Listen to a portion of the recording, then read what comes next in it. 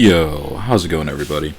It's TJ Sketch and welcome back to the channel. With all the new skateboarding games coming out recently, I wanted to revisit some of the games that were the gas back in the early days of the PlayStation 1. I remember back before there were games like Tony Hawk's Pro Skater, skateboarding games kept things pretty basic with the occasional nuances until games like Street Skater, Thrasher Magazine Skate and Destroy, and Grind Session came along, all of which I want to talk about a little bit more at some time in the future. Alongside Tony Hawk's Pro Skater, these could be considered the staples of skateboarding games in the PS1 era. Skate or Die and 720 on the NES were the go-tos for the longest time growing up until I got the original PlayStation, and one of the games I remember playing the most was on the included demo disc, ESPN Extreme Games, developed in-house by Sony Interactive Studios America, released in September of 1995. This was a pretty fun combat racing game in the style of Road Rash, where all the extreme modes of transportation were available from mountain bikes, rollerblades, street luges, and of course skateboards. A similar game was released about a year or so earlier that had nearly identical gameplay for the Sega Genesis called Skitchin', and where rollerbladers race downhill through city streets in order to make money and get better equipment, all while hitting your opponent in the face with a baseball bat or conveniently placed steel chain. Extreme Games in similar fashion also uses downhill race style, minus the weapons and traffic hazards, but retains the combat allowing you to punch and kick your other racers off their vehicles during a race. Gameplay is pretty simple.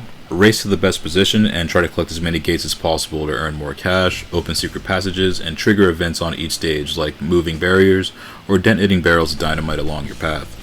There's a couple tricks you can do. For example, on the skateboard you can ollie and do method airs, but it does not increase your score, it just provides style points. Getting more cash enables you to get better equipment, which will boost your stats, and you can do single races, practice, or run full seasons, which will have you racing through all 5 of the game's locales, being Italy, San Francisco, Lake Tahoe, Utah, and South America, each with their own set of stage hazards like falling boulders, cafe tables, barriers, and tires.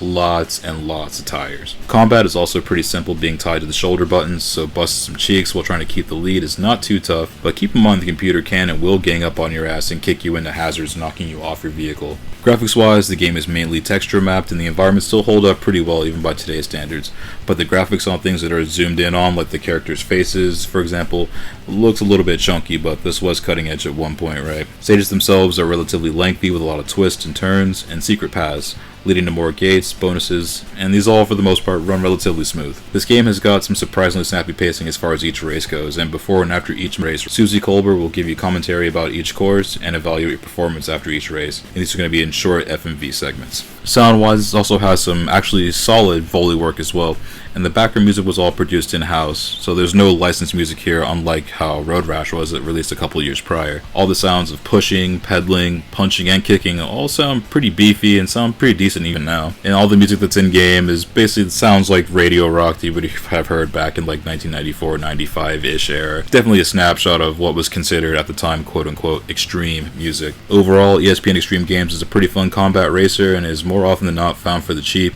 There's a couple variants for this, one being the long box original version and its revision 1 Extreme, which was released after the ESPN license expired. The only difference between this and the original is that the logos and the FMV segments are gone, but everything else is exactly the same, so gameplay has not changed at all. While this might not be the hottest thing smoking in the racing pantheon on the PS1, it's still a well good time that'll keep you on your toes.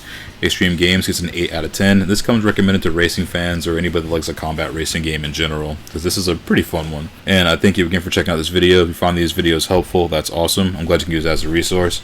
Check back often. We'll have some more reviews and commentaries coming up in the near future. And until then, stay safe out there and take it easy. I'll see you in the next one.